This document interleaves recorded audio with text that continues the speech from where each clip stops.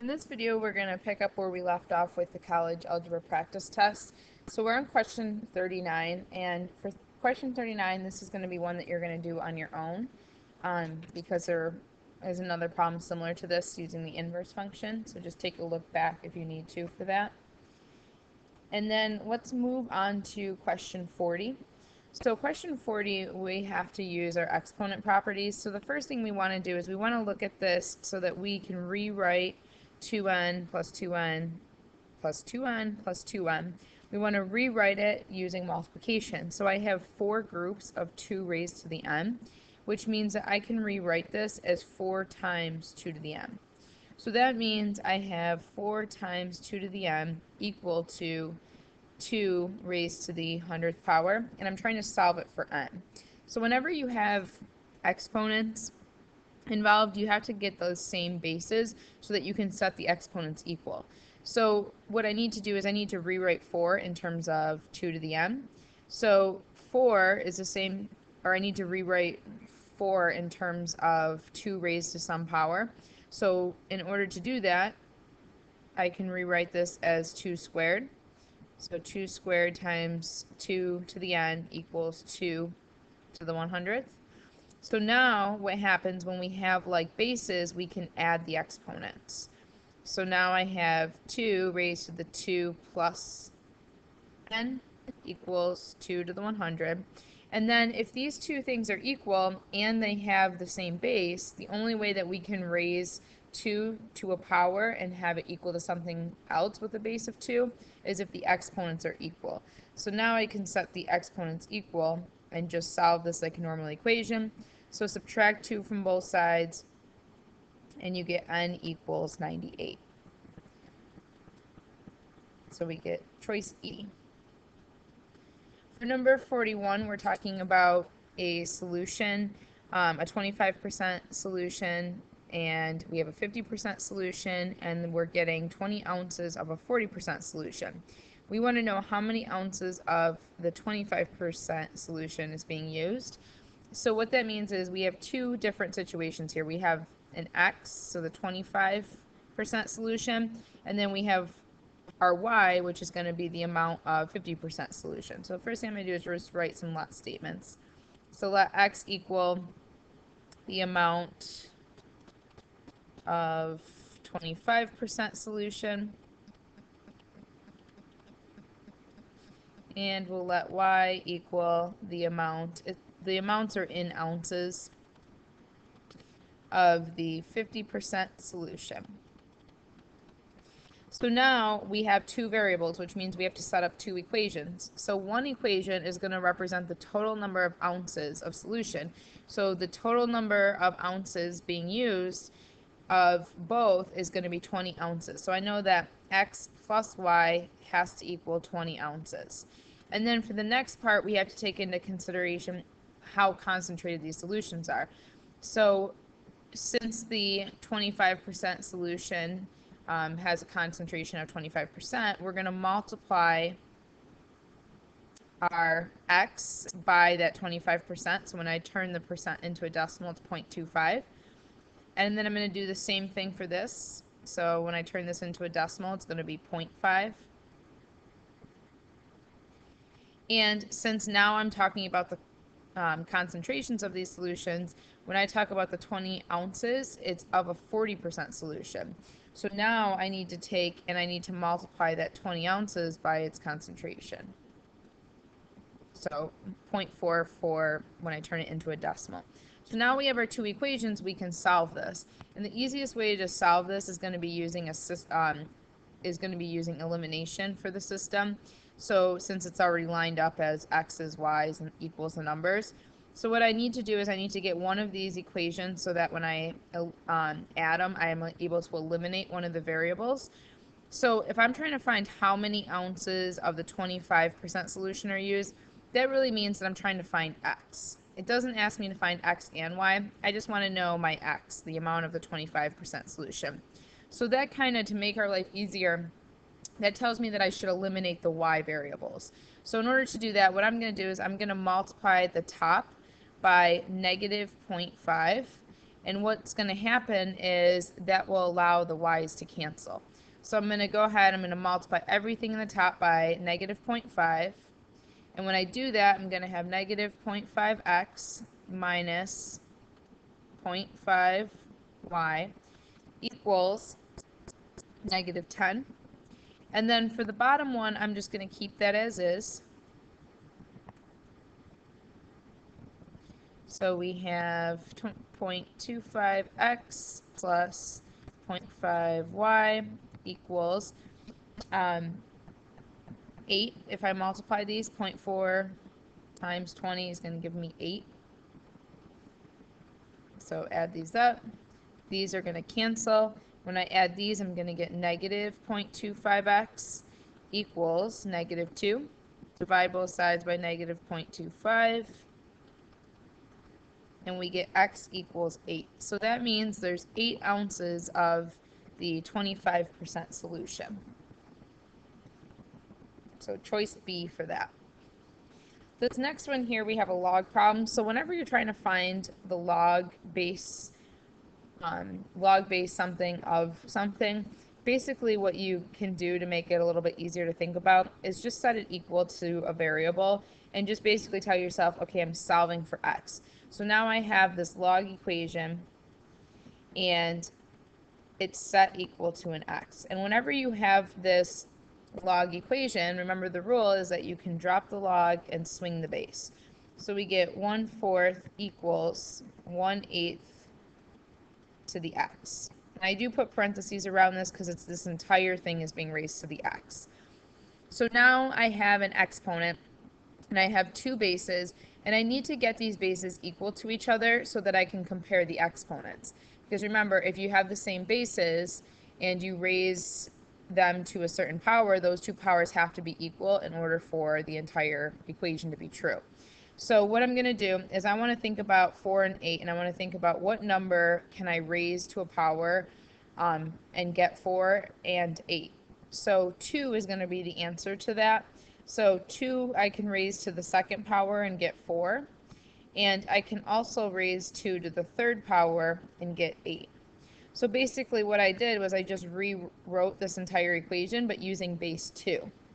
And now since these are in the denominators, the 2's, I can rewrite this as 2 to the negative 2, because remember, if you have a negative exponent, that's basically you would put 1 over and then you would make this number positive. So these are equivalent. So that tells me over here I can make this 2 to the negative third all raised to the x.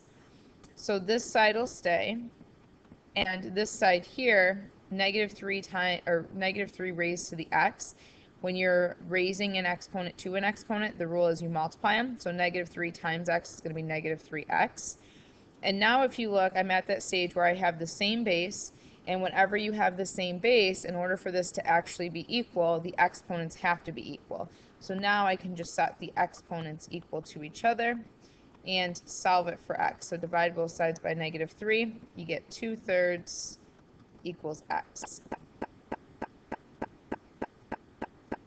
So that would be choice E.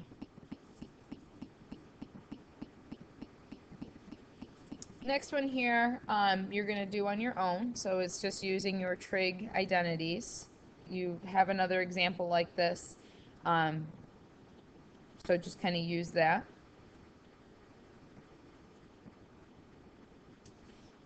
Number 44, again, we have an exponential equation.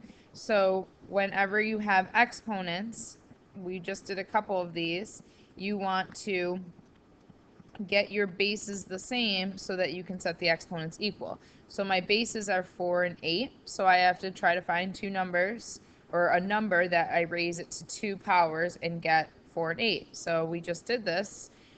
2 raised to the second is going to give me 4. And 2 raised to the third is going to give me 8. So basically these two equations are equivalent. The only difference is I rewrote 4 as 2 squared and rewrote 8 as 2 to the third. So now, since I have my exponent rules, anytime you raise an exponent to an exponent, you can multiply them. So basically what I do is I multiply these exponents. So 2 times 2x is going to be 4x. 2 times 3 is going to be 6. Same with this. I can multiply the exponent since I'm raising an exponent to an exponent. So keep the base. 3 times 3 is going to be 9x. 3 times 2 is going to be plus 6. So now that I have the same base and an equation, these two things are equal, the only way that that's going to be true is if the exponents are equal. So now I can set the exponents equal and solve it for x. So if you subtract the 4x from both sides, subtract the 6 from both sides, we get that our 6's cancel. So on this side, I'm left with 0. And over here, I'm left with 5x. Divide everything by 5. You get 0 divided by 5 is 0. So x equals 0. Number 45, you're going to do on your own.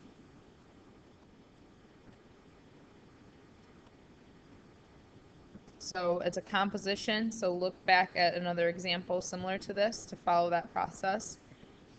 Number 46, we have done one like this, but I think this one's kind of tough, so I want to do it with you. So basically, you're trying to evaluate this log without using a calculator. So they're giving you approximations for log of 2 and log of 3. So they want you to use those values. So your goal here is to be able to rewrite log of 360 using log 2 and log 3 so that you can plug in. So the first thing I see for log of 360 is if I can use 10 somehow, log of 10 is always 1.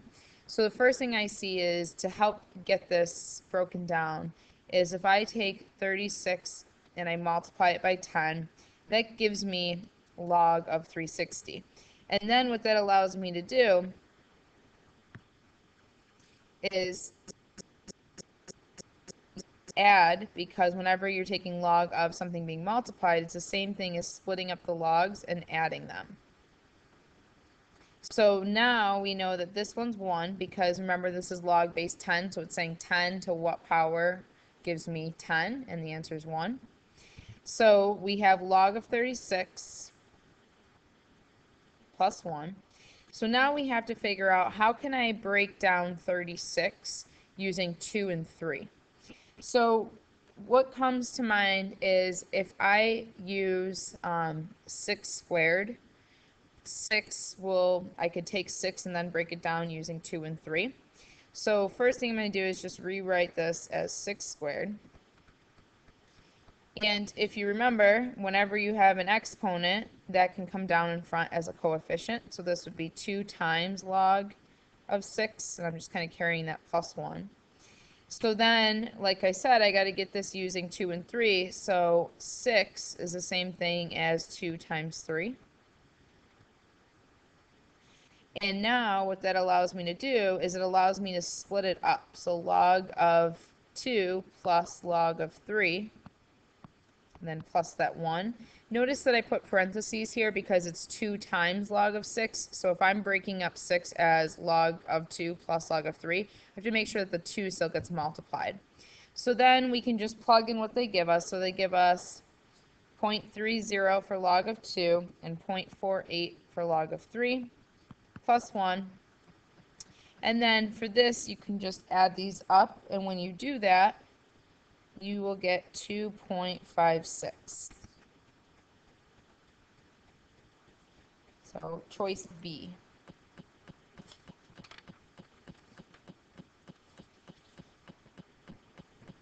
The next one here, we have two rational expressions being multiplied, so two fractions.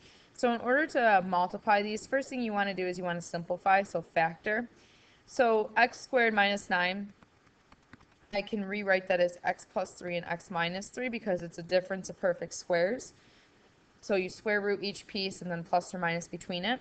This one I'm going to just leave as x minus 3 quantity to the third, just because it's already in factored form. And then on top here, I can take out a GCF of x squared, so I'd be left with an x plus 1.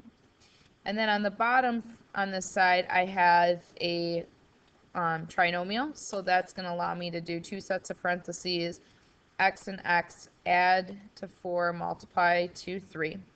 So same sign because you're adding, and we're adding, or because we're multiplying to a positive, and then since we're adding to a positive, it means I got to have two plus signs. So it's going to be plus 3 and plus 1. So now we can cancel things from top and bottom. So these are going to cancel, these cancel, and this x minus 3 is actually going to cancel with one of these. So I'm going to have x minus 3 squared left on the bottom. So on top I have x squared. On the bottom I have x minus 3 quantity squared. So that's going to be choice A. The next two here you're going to do on your own. So this isn't on your own. Again, we have one similar to this, so just look back for that. We also have a couple systems questions. You're going to have to do a systems questions for 49. So look back to those systems questions.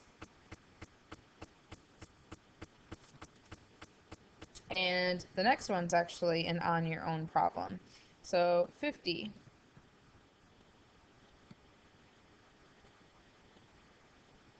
And for 50, again, just because you're solving a log equation, get this equal to x, and then just think of it using your log rules. And then 51, let's look at that one together. So we have I raised to 1776. So basically what you always want to do for these is I to the fourth. So if you remember your I rules, I to the first is just I to the second is -1, I to the third is -I, and I to the fourth is equal to 1. So if you can rewrite this using I to the fourth, what that's going to allow you to do is it's going to allow you to plug 1 in, and then 1 raised to any power is just going to be 1. So my goal here is first to figure out what 1776 divided by 4 is. So if I divide that, I get 444 without a remainder. So that's actually good news, because what that means is I to the 1776 can be rewritten as I to the fourth raised to the 444. So the reason why I can do this is because remember our exponent rules. If we multiply, or if we take an exponent and raise it to a power, it's the same thing as multiplying our exponents. So 4 times 444 is 1776. So that's why it works. So these are equivalent, and now I to the fourth is just 1. So because of this, so I can plug in 1. And 1 raised to the 444, 1 times 1 times 1, 444 times, is still going to stay 1. So basically, if you divide your exponent by 4, and if you get a remainder of 0, that means that it's just going to equal 1. If you get a remainder of 2, then you're going to follow this rule. If you get a remainder of 3, you use -I. If you get a remainder of 1, you use I. So that's kind of going to tell you how to go about this. Number 52, you're going to do this one on your own. So there's an example, something similar to this as well, using your exponent rules and your roots. Number 53, the first thing I want to look at for number 53 is this e raised to the ln 5. So e raised to the ln 5 is actually equal to e raised to the log base e of 5, because remember, if it's ln, that's a natural log, so it's base e. So I want to be able to figure out what this really is. So again, I'm just going to set it equal to x because I'm trying to find x. I'm trying to figure out what this is. So what I'm going to do is I'm going to convert this into log form. So if you remember our rules for converting into log form, if I have b to the a equals x, this is equivalent to log of whatever this base is, or base, whatever our base of our exponent is, of x equals a. Because remember, the log is really the exponent. B to what power gives me x. So these are equivalent. So I can do the same thing here. So I'm going to take this and I'm going to convert it into log form. So that means here's my base, my b, so it's going to be log base e of x is equal to the exponent, log base e of 5. And now you see that you have log base e and log base e on both sides. So those cancel because it's the same thing. So if you take log of the same base, it's the same thing as just saying that x has to equal 5 because you're taking the same thing of both sides. So that tells me that this is really equal to 5. So when I go to simplify this, I have 5 for this. 5 times log of 10. Remember, log of 10 is just 1 because it's really base 10. So 10 raised to what power gives me 10? Well, it's 1. So it's going to be plus 5 times 1. And then this is saying log base 7 of 1. So 7 raised to what power gives me 1? And it's going to be 0. So 7 raised to the 0 is 1. That's how you interpret the log. So then when you just add across, we get 10. Number 54, you're going to do on your own.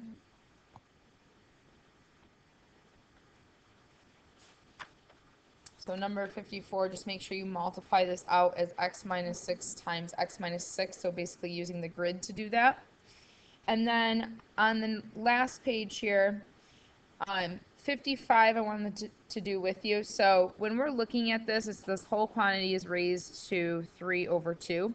When I look at this, 2 is the root, because remember it's in the denominator, and 3 is the power. So if I'm taking this whole thing and I'm raising it to the 3/2, that means each piece is getting raised to the 3/2. So in terms of the number portion of it, the 4, if I raise 4 to the 3/2, that's really saying the square root of 4, because it's the root is 2, to the 3rd power. And then for the other pieces, you just kind of multiply whatever the exponent is, because remember the rules, you multiply the exponents. So that means I keep the base, so this is like an x to the 1, multiply these, I would get 3/2. 1 times 3/2 is 3/2. Y to the 6 is going to become y to the 6 times 3/2. And then z is going to be 9 times 3/2. So then I go to simplify this. I'm going to get 2, square root of 4 is 2, raised to the 3rd, times x to the 3/2, times, for this one, I would have 18 over 2 when you multiply across. So y equals 18 over 2.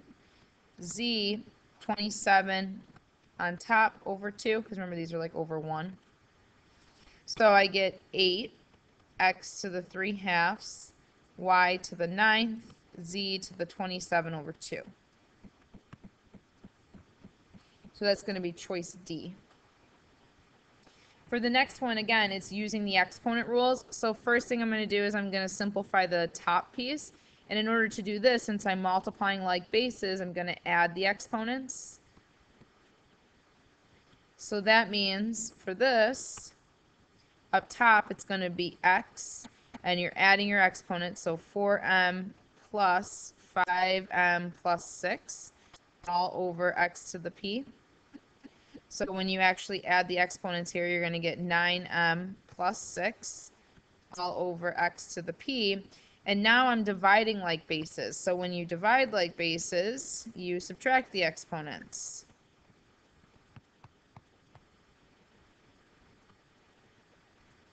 So this is going to end up being x, and then you subtract. So 9m plus 6 minus p. So careful when you select your answer. It's going to be choice D. Make sure you don't choose this one because this is minus p, and p is not an exponent. P is part of the exponents. And then 57 is our last one we're going to do together, and 58 is going to be one that you're going to finish up on your own.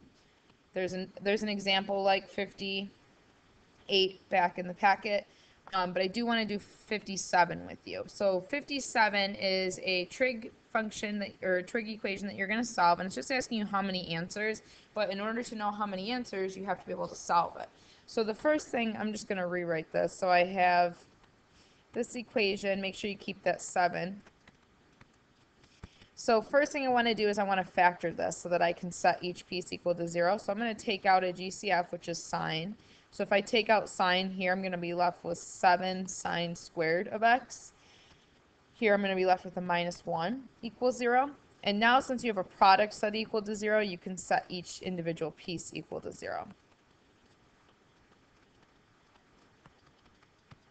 So this one I can continue solving. So I'm going to add 1 to both sides. Then I'm going to divide everything by 7. So it's sine squared x equals 1 over 7. It's a sine squared, so I'm going to square root both sides. And since I'm taking the square root of a variable, that means I got to remember plus or minus the square root of 1 over 7. So now you have to basically figure out what x is. X is the angle that I would take sine of to get plus or minus the square root of 1 over 7. So when you think about this on your quadrant, you have all students take calculus. These stand for where sign is positive in the all and the sign position. Sign's negative down here. But since sine of whatever x is equal to plus or minus, that really means I'm looking in all 4 quadrants for this for these angles, because in these 2 quadrants sine's going to be positive, but then in these 2 quadrants you're looking for the negative radical 1 over 7. So what you need to do now is you need to figure out the reference angles. So the reference angle you can find by doing the inverse of sine of radical 1 over 7. So your reference angle, when you do this, make sure your calculator's in degree mode, you get 22 degrees for the reference angle. Well, 22.2 something, but if I just round it to 22, that's fine. So that means I need to figure out all of these angles. So all of these reference angles here are 22. So then when I go back and I'm trying to figure out what does x have to be so that when I take sine of it, I get out plus or minus the square root of 1 over 7. So the first x value is 22 degrees. The second x value here would be 180 minus 22, which is going to give you 158. The third x value that would work would be 180 plus the 22. So it gives us 202. And then the last one is going to be 360 minus this 22 degree reference angle, so this entire angle here, which is going to give us 338. So here are 4 solutions that work. And now I got to go back over to this side when sine of x equals 0. So what does x have to be in order to take sine of it and get 0? So when I'm looking at this one, you can either look at the sine graph when it's 0 or looking at the unit circle. So remember, for the unit circle we have 1 comma 0 as a point, 0 comma 1, negative 1 comma 0, and 0 negative 1. So here's my unit circle. And remember, for the unit circle, it's always cosine of x comma sine of x. So what that means is if I'm looking for when sine x equals 0, that means I'm looking at the y values. So I'm looking at when the y values are 0. So that means this point right here and this point right here. That's where the y values are 0. So at this point, the number of degrees I've gone is either 0 or 360, or basically any multiples of 360, but I'm going to stop because it says from 0 to 360. So 0 and 360 work. Also, if I've traveled all the way to this side, I've gone 180 degrees. So this angle would be your 180 degree angle. So your angles here would be 0, 180, and 360. All would work. If you take sine of those, you would get 0. So for this one, we actually have 7 solutions. So our answer is going to be choice E. And then 58, you're going to finish up on your own.